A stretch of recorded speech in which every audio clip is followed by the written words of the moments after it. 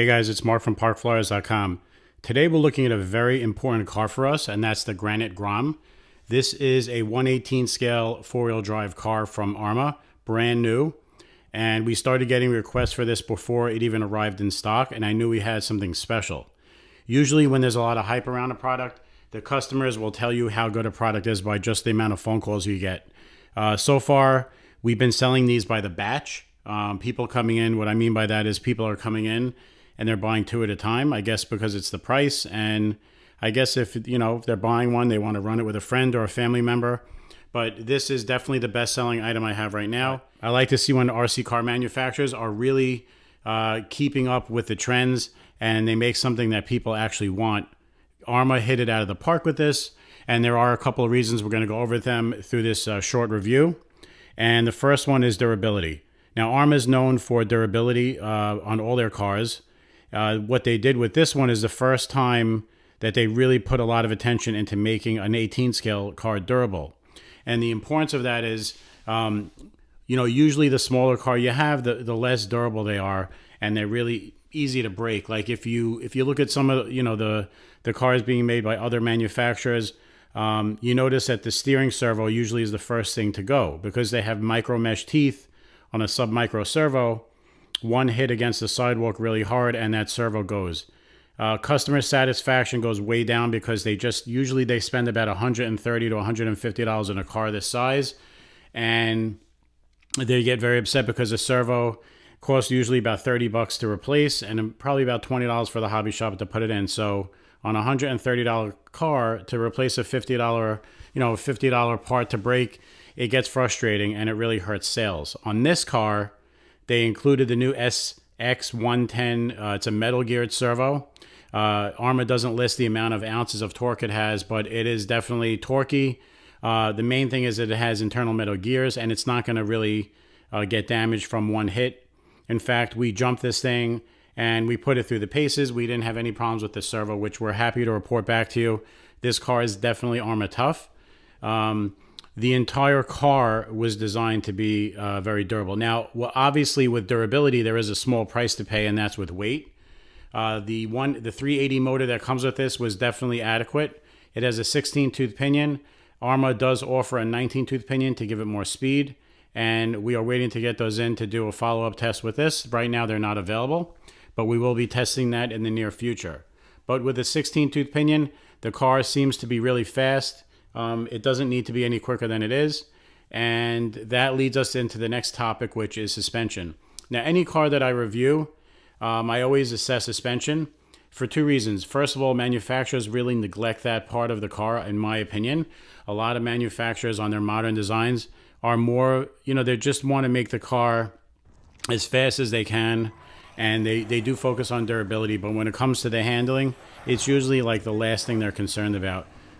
Well, that's fortunate for them. I'm reviewing these cars, and I have a lot of experience in modifying suspension and making it handle better, and that's really what I did with this car. Now, out of the box, it's not going to be handling. It handles good, but but it kind of feels more like a toy. Now, the good news is you can make this car handle more like a remote control car, and it's not going to really cost you that much money.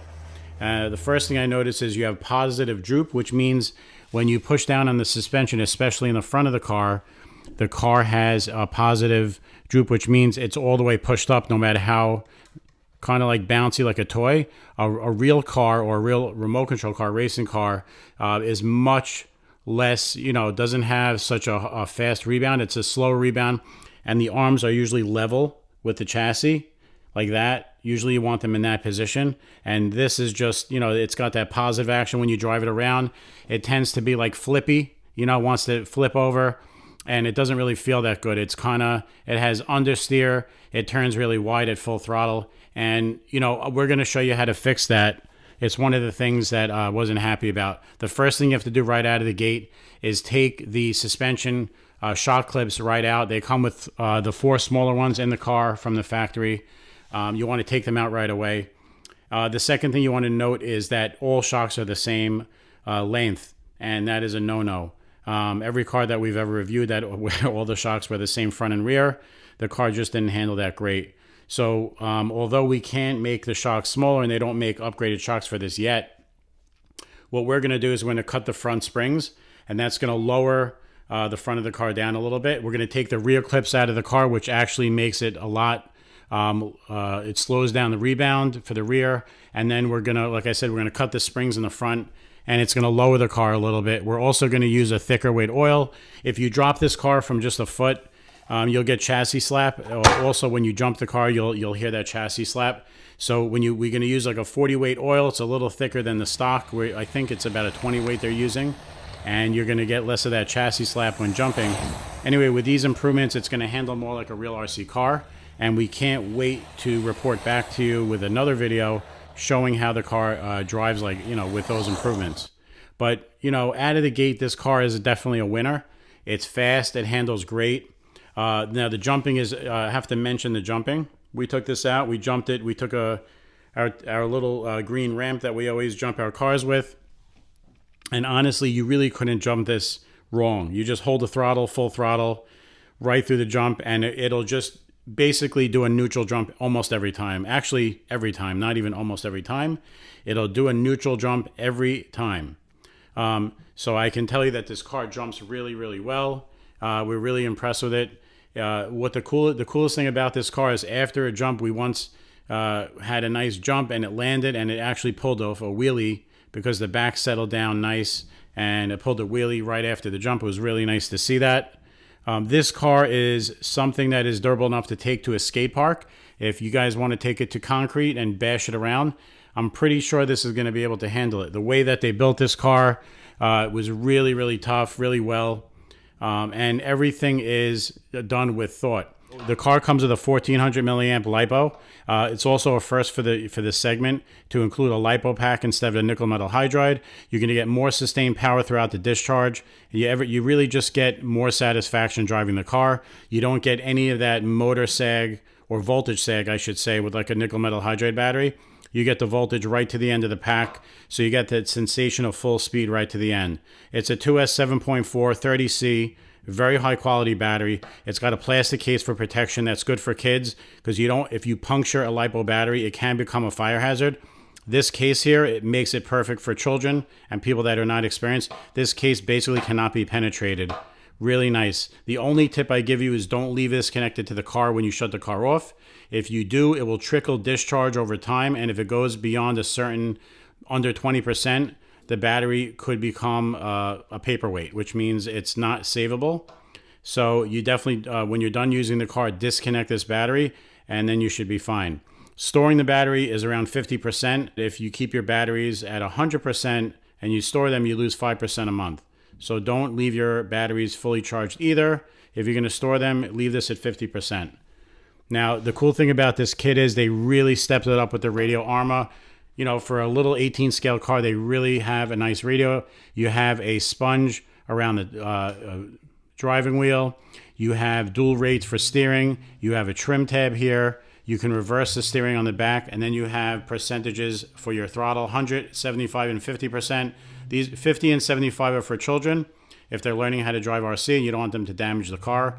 100% is for grown-ups or people that are more experienced.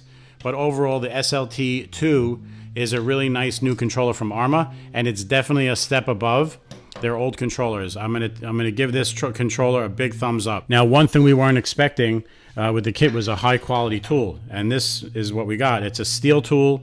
It feels very heavy in there, and it's about 2.5 ounces, and it's a multi-tool. So you have the 2mm that will work on a lot of the car, and 2mm Allen, and then we have the 4mm wheel wrench. Really nice, built into the handle. A good hefty weight, and then you have a 1.5mm for the rest of the car. Very nice touch. Armma did not have to include such a nice tool, and we're really happy that they gave attention to that quality. Really makes the kit nice. All right, so the charger that's included with this little kit is pretty impressive. It'll charge at a maximum of 1.5 amps. The better wall wart that you use with this, the faster your charge rate you're going to get. And the maximum, like I said, is 1.5 amps, which will charge your battery in about 90 minutes. It does come with a cord also. The cord is USB-C to USB-A, and we found it that everything just connected and worked really well. There's nothing else you have to buy to get this kit going, and we really like that a lot. All right, so what you're looking at here is a completely enclosed drivetrain, and that's very important for durability. A lot of these cars do not have all this enclosure, and what ends up happening is small pebbles and dirt get into the drivetrain, and they wreak havoc on it. Armma knew that this is a small car. They wanted to isolate the drivetrain from all this dirt, and they succeeded. This is absolutely one of the best designs for an 18 scale car, and probably even rival some 10 scale cars. Look at that. Look at all that enclosure. You're not going to be getting pebbles in there. You're not going to be getting anything in there. You can take this to the beach and have the best time. The other cool thing about this car that you can't see from looking at it is that the internal differentials have really big teeth on their gears. The ring and pinion are the biggest in its class, the biggest teeth in its class. And it's even protected, and they're even inside. They don't even need to be that big, but they are, which means the drivetrain is going to last forever, and it's going to be bulletproof. This is a first. Another thing we want to mention is standard. Instead of making you buy this as an upgrade, they included a heatsink for the motor. That's going to cool down the motor mechanically, which is really the best way to do it because it's reliable. When you have a fan on a motor, sometimes the fan gets weak, sometimes it breaks. And this heatsink never breaks. It's always reliable. It's on the motor. Look how high that is. It's going to take a lot of that heat out of that motor, and it's going to make it last a lot longer. And we really like that. This is a two-in-one ESC receiver, and the speed control built in. It looks like it has another channel, probably for lights or maybe for a fan for the ESC. That would be something interesting to do. I don't think it needs it. We're going to see what happens when we put the 19-tooth pinion in this. It might. Another cool feature that we want to mention is the clipless body design. Now these things here facilitate the rear. They lock. See how that they lock the rear in with those that little wire gets taken out of the way.